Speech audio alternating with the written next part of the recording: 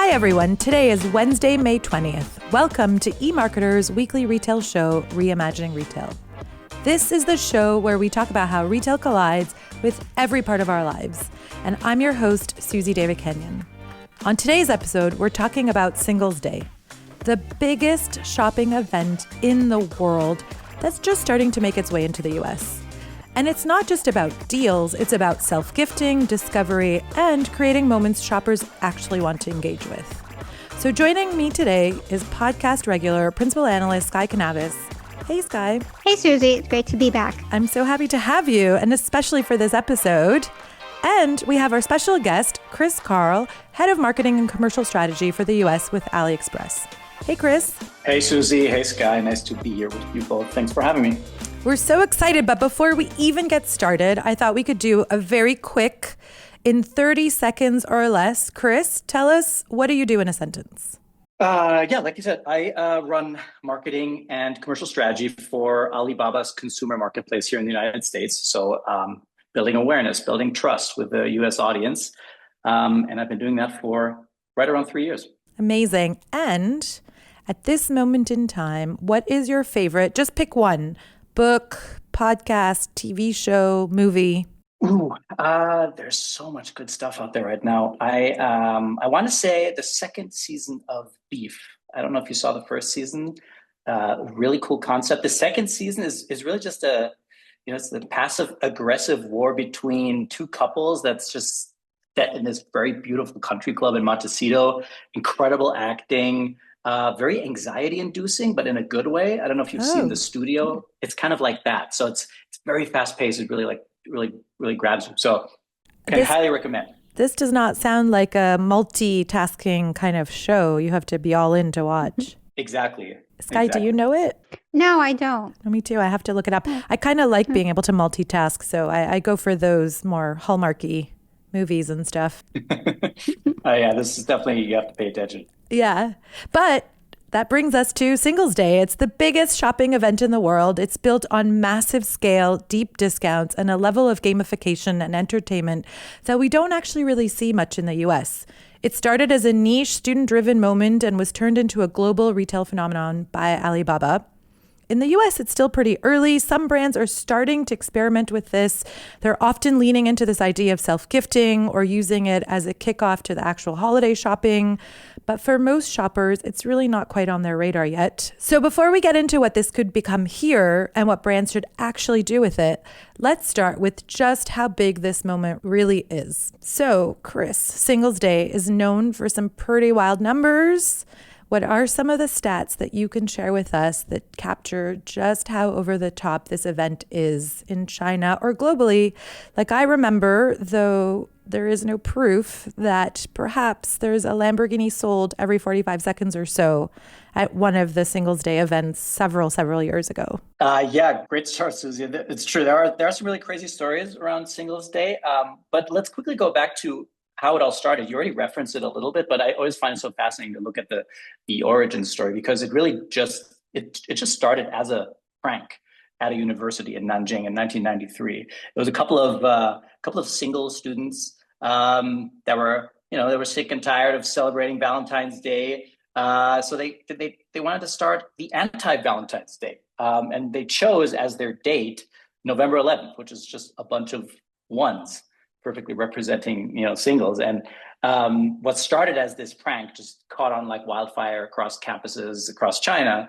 And then, to your point, in 2009, Alibaba kind of recognized the cultural momentum of this day and turned it into what started as just a shopping holiday.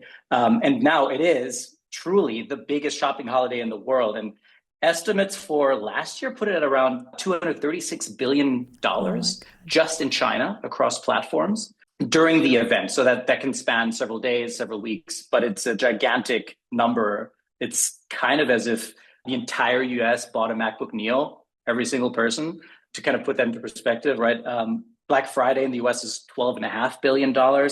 So it's truly at a massive scale.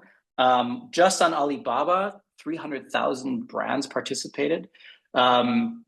And we do something really cool at Alibaba. Ever since it started, we host the Singles Day Gala on the 10th of November, so on the eve of Singles Day. And in 2019, we actually had Taylor Swift perform at our Singles Day Gala in Hangzhou. So that kind of just gives you an idea for just how massive and how important Singles Day is, especially in Asia and China. And it's certainly the most exciting period for us every year. Sky is smiling. Yeah. Were you there? No, but I remember the 2019 Taylor Swift appearance because that was before Taylor Swift was as big as she is now, but still a huge celebrity. And it's just a testament not only to how big it is in shopping, but culturally, it's a huge event.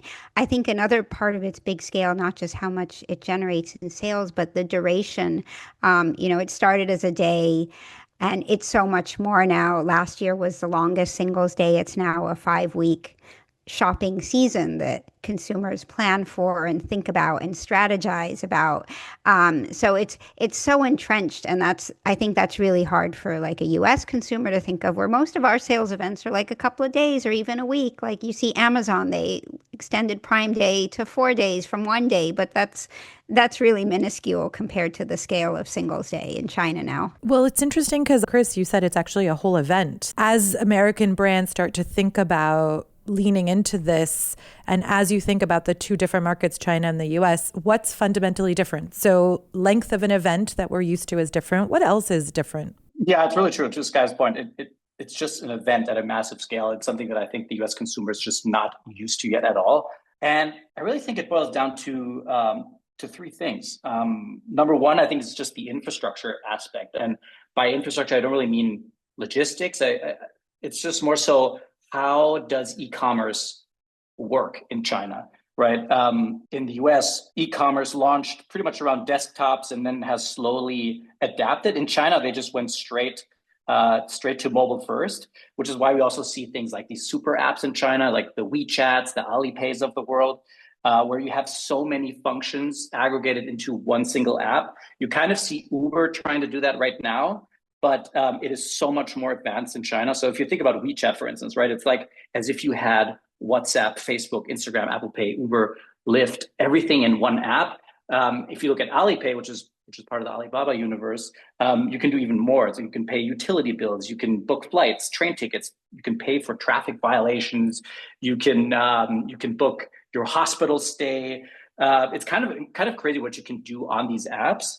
And so if you think about Singles Day, when that rolls around, this infrastructure is already in everybody's pockets, where they can purchase socially, they can purchase instantly in a super engaged way. That just makes a holiday or shopping holiday like Singles Day so much more impactful if everything's really at your fingertips. The second thing I think is e-commerce penetration. E-commerce represents about 50% of all retail sales in China. Which is absolutely massive, because in the US, we're only at 16%. That might seem surprising to many people, but because you always think of the US as this massive e-commerce powerhouse, which it is. I mean, we're at $1.4 or $5 trillion, I think, at this point.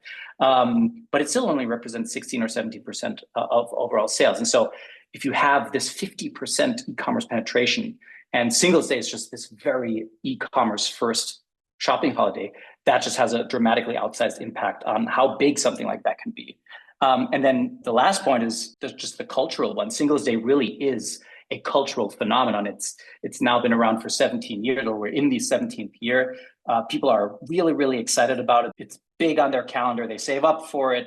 And there's this Chinese term, which is Huniao, which basically means happily crowded, lively energy. It's, I think, kind of a feeling that we all know, but it's basically the sentiment that when a bunch of people do the same thing at the same time, it's just this massive, it has, massive momentum. It's something you want to be part of. It basically instills FOMO in everybody. And that's what's really, really powerful. And entertainment is also at the forefront of Singles Day. If you look at what all the retailers and e-commerce players are doing, there's countdown clocks everywhere. There's spin to win mechanisms. There's reward-based games. There's location-based features. It's very, very all-encompassing. And in the US, we just don't have that ritual yet. And that collective excitement, that's just really hard to manufacture. And if you look at 2008, Singles Day didn't exist yet, even in China. And Amazon also they started Prime Day from scratch. So there's no reason why 11/11 can't reach the same magnitude here in the US, but it'll take a couple of factors that come together, and it'll probably take time. But we have no doubt that Singles Day is going to be huge here. Well, it's a really interesting point, right? It's something that could happen, but it'll take a few factors. What do you see those factors being, Sky? Like, how can we translate that entertainment embedded ecosystem? We can't translate it all, but what can we do in the US to try and get a little piece of that pie? I think we do start to see more of it around the big shopping events and festivals when you have the access to consumer attention versus how a lot of US consumers typically approach e-commerce, which, yes, is very different and in a lot of ways more limited than how Chinese consumers approach it,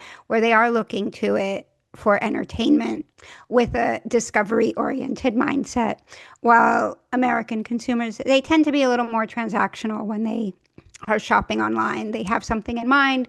They go to their preferred retailer, website, or app. They buy it. They're done. It's a few minutes. But now I think when we have these shopping events, that really creates the opportunity for deeper engagement because you have the attention, the interest in looking for deals and searching across, maybe not just a retailer site like Amazon on Prime Day, but also going to social platforms like TikTok Shop, going on Reddit, seeing what people are talking about, what they're recommending. That part of China is just so much more mature in terms of e-commerce that there's really a much greater diversity of experiences. But I think shopping events and festivals can help tap into that in the US as well. Well, and it sounds to me like, if I'm reading between the lines, the US is very transactional based. But if we can find an emotional connection to 11/11 or Singles Day and maybe talk about it being more like self-gift, self-reward, self-indulgence, then perhaps that'll also take off in the same emotional way and momentum of FOMO that China has or is seeing. The infrastructure is a little bit harder for us to fix. Yeah, but I think in the US also the timing works in Singles Day favor because it's kind of positioned within what's already the holiday season, but it's not at the peak of the holiday season. So right now in the US, we have like the October sales that are kind of very early holiday season, and not that many consumers are doing much of their actual holiday shopping during those sales. Mm-hmm. And then you have the big run up to Black Friday, Cyber Monday, and that kind of kicks off the peak holiday season. So there's this little bit of a lull or opportunity to capture consumer attention when they already have holidays in mind. And it's probably much less stressful than Black Friday. It should be fun, which makes me think, Chris, for AliExpress, you guys have some elements that are really not just about deals. And there are many things that you do for 11/11 that go well beyond promotions. Can you tell us more about those? Yeah, absolutely. And it's a lot of it was already a little touched upon by Sky. And I think that's really the whole point of Singles Day, that it is an event. It is not just deals. And we're trying to take a lot of these elements to our global customers, because in China, it's a national holiday, essentially, right? And the experience is really what keeps people coming back, and not just the discounts.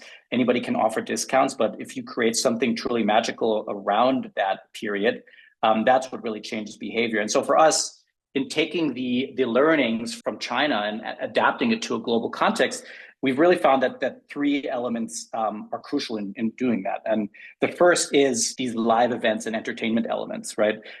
We talked about the 2019 example with Taylor Swift. That really set the tone and kicked kind of off the idea for what Singles Day can become globally.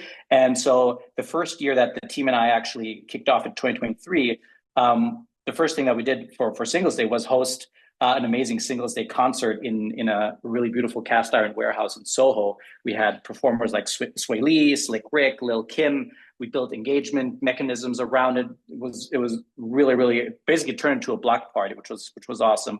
In 2024, we hosted the 11/11 Fest in a huge concert venue in Madrid with tens of thousands of people. The whole event was live streamed exclusively on AliExpress. So, we're kind of shifting it a little bit from a shopping event to an entertainment platform with commerce built into it. The second thing that's really important, what we've noticed, is we really want to try to add value to the consumer experience beyond just the deals, in the sense that we try to bring partners into the mix and perks. So last Singles Day, for instance, we had PayPal as our partner. They offered instant discounts upon checkout when you chose PayPal to check out. We partnered with Tinder 2 years ago, which was obviously super tongue-in-cheek, where essentially people in the New York area could match with AliExpress on Tinder for a chance to win tickets to the Soho concert I just mentioned, right? So that just creates such a more interesting way of engaging with our brand. It's not just a banner ad. There's a true tangible benefit. The third thing is platform innovation. So we are obviously always working on really cool ways to improve the app experience. We have incredible AI capabilities that we're integrating more and more into our shopping experience for our consumers. And so we usually use 11.11 as a way to launch these features to our broader audience. Last year, like I said, we launched a super cool suite of AI features that mainly make search and discovery easier. The year before that, we launched some great seller features for our local sellers that we're increasingly onboarding in the US and in other global markets outside of China. But I think the coolest feature that I always love talking about around Singles Day is Shake and Win. Because that's that's where everything comes together. The roots of Shake and Win go back to Chinese shopping culture, where shaking your phone to reveal secret prizes and perks is a very, very popular feature. Guys, I love this. And yeah, this is one of my favorite things. Have you tried it? No, but I'm waiting for the invitation to the secret party and to the ability to shake and win. Well, it's happening again, hopefully sometime soon.